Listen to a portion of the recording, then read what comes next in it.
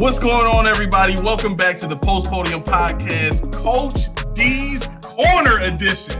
Listen, the man, the myth, the legend, the one I've been calling my pop on the show. He's popped up in the chat as Damaris Johnson TV. The one, the only Damaris Johnson. What's going on, Pop? I'm loving it. I love this opportunity to sit down with your viewers and break down what's happening in these ball games.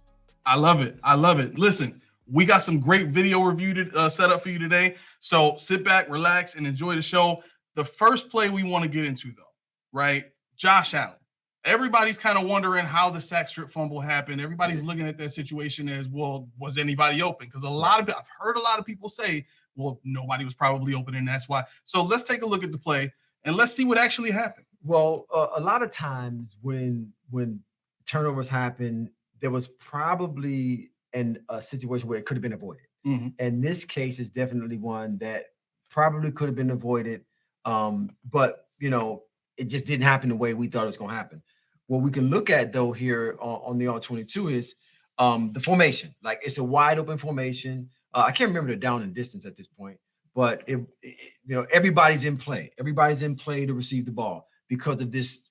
What's it called? This targetless offense they have. Oh, the positionless offense that they have. Yeah. So the idea behind it is everybody's an option, mm-hmm. right?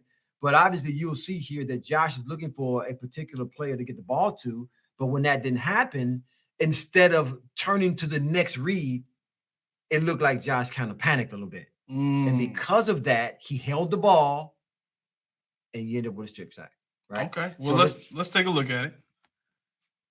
So we see here. So first we see here, we look at the formation. It's a 5-wide formation, like empty backfield. So then you see the Cardinals now checking to their coverage that they expect the pattern or the route to take place. So they check to what's called a quarters with a robber, right? Okay. So can you explain robber? Okay, with a robber. So you got 4 guys. So you got the cornerback, you got the safety, you got the cornerback, and you got the backers underneath.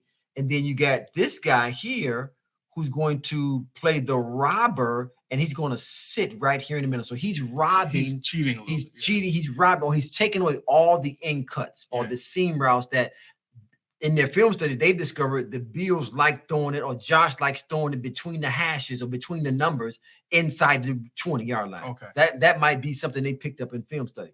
So they're going to rob, or they know Josh like to get the ball to the tight ends down the seam. Right. So they're going to rob that. They're going to take that away. So they're going to sit this safety here, and they're going to play a quarters coverage on the back end, not to give up anything behind them. So the idea of a quarters coverage, you got 4 guys taking a quarter of the field, but they're not supposed to let anything get behind them. Okay. But the robber is the key. If Josh, I'll say, makes the right decision, it should have been an easy completion. Okay. So as we'll see, as we start the video, we'll see they've checked to their quarter coverage. You see the robber now. He's taking away the middle. Now, what Josh wanted was the seam route to Kincaid. Now, at this time, I don't even think Kincaid had even been targeted in the game. He hadn't even been targeted. So Josh probably wanted to get him the ball. Right? So Josh sees this. Now, what takes Josh off of the play is he see these guys get Kincaid surrounded.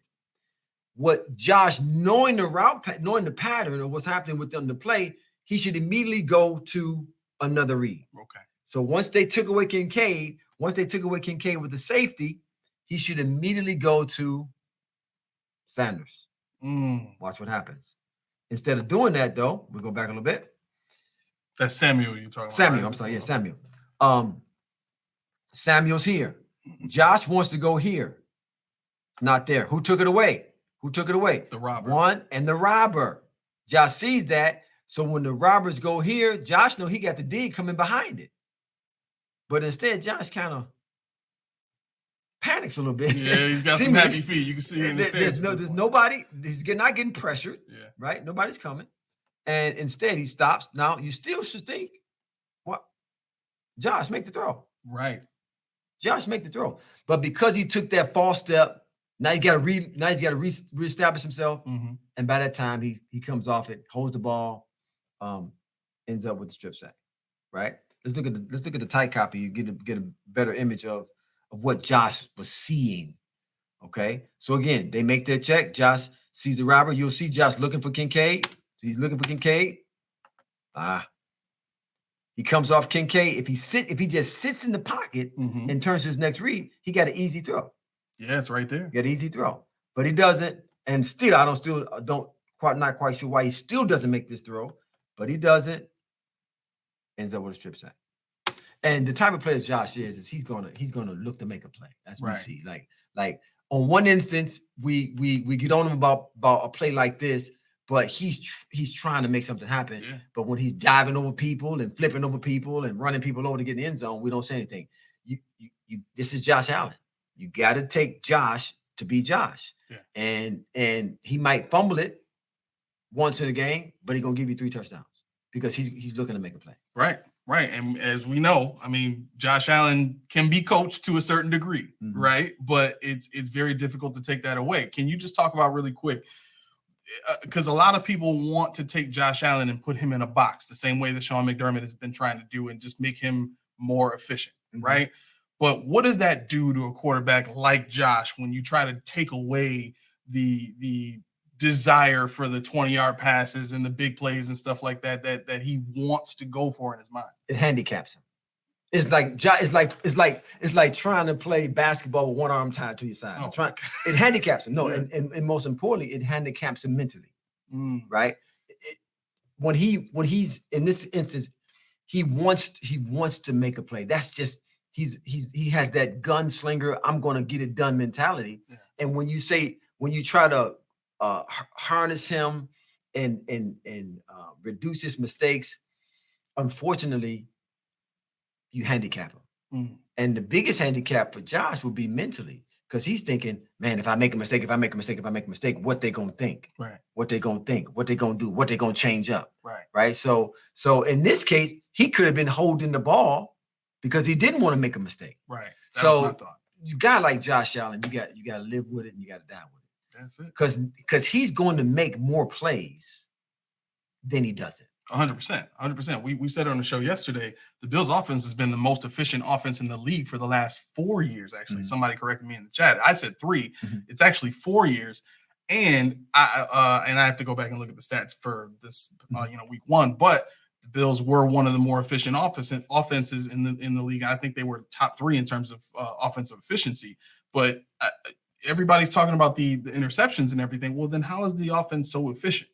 You know what I mean? Well, I mean, because of Josh's mentality and his ability to make plays, like he's gonna have a few turnovers. Right. But the thing we want to look at is, and you guys look this up. What's the ratio between touchdowns and turnovers? I'm not sure. What's the ratio? And you can't really just look at touchdowns. You got to look at plays he make on third down. Right. Like what's the ratio in him having no successful plays? Because they're gonna magnify this one play. Yeah. But they won't look at how many times he scrambled outside the pocket to get a first down. They won't look at how many times he ran over somebody to get a score touchdown. They won't look at how many great throws he make on a run. But you got to pit all of those plays against this one strip sack that, in this case, we didn't get the points you wanted, but eventually, you win the ball game. Right. All right, everybody. That concludes our video session for today. I want to thank Coach D for appearing on the show with us. We're going to be doing this weekly, right? Yeah, weekly. I look forward to it. Man, so do I. So do I. Like you wouldn't believe. But listen, if there's a play that you guys want to get some video review on or some more in-depth analysis on with Coach D and myself, hit us up in the description of this video. Our social media links are in there. You can also go to the community section of our YouTube channel and hit us up there and ask us to look at whatever you want us to look at video-wise and answer any questions you may have in regards to any specific plays, during the game, okay? Also, this is going to be a weekly thing, right? So we air on Wednesday mornings, okay? So look out for that. You need to hit that notification bell to make sure you get notified when these videos come out. So if you haven't done already and you want to get more of this content and you want to get notified more, hit that subscribe button. Please hit the like button for this video as well. That helps us out with the algorithm. Other than that, I want to thank you personally for being on the show and doing this with us. This has been the Post Podium Podcast, Coach D's Corner Edition. See y'all next week.